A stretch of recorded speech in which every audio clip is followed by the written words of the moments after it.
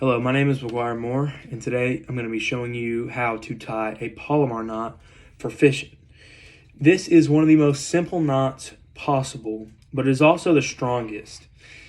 If you think of the best knot, you might think, oh, it's hard, it's not easy to do, but it's actually the complete opposite. It only takes about 3 steps, and then you're good to go with any type of line, whether it's braid, fluorocarbon, mono, it doesn't matter.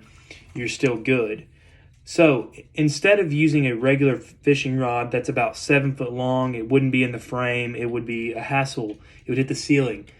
Instead, I'm going to be using this wooden dowel to represent the fishing rod.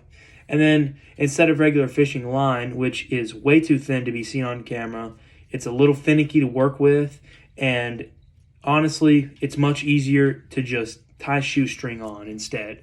And also, shoestring is easy to work with, quick, and it's very easily visible on camera. So that's what's going to be representing the fishing line. Now, normally also you wouldn't have one of these to tie on either. This is a 10-aught treble hook that is normally used for catfish, but you can also tie on any other bait, any crankbait, any hooks. But this is what I'm using since it's big and easy to see on camera. So what you want to do is you want to take about half the line right here, and you want to fold it over itself to create a little loop in the line, just like this. You see? Then you take this loop, you cinch it down to where it's like this, and you feed it through the eye of the hook. Then you slide it down a little bit to give it some slack until you're left with this.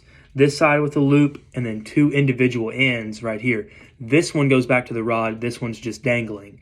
Then you want to tie an overhand knot with both of them, just like this. See how they're both together?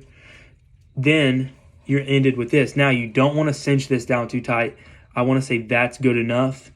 Then you have 2 individual ends over here on this end, and then a loop right here. You want to take the loop and feed the entire bait or hook through it. And then you want to cinch down this knot that's left. It's a little finicky with a shoestring just because kind of the friction, but normally with a regular fishing line, it would just cinch down in an instant and you're done. So that obviously did not take very long, and you cinch it down, and that's one of the strongest knots possible in fishing. The more you practice, the better you get at it, the less time it takes. So, like I said, it's one of the simplest knots, and it's also one of the strongest knots. Not too many fish are going to be breaking this off.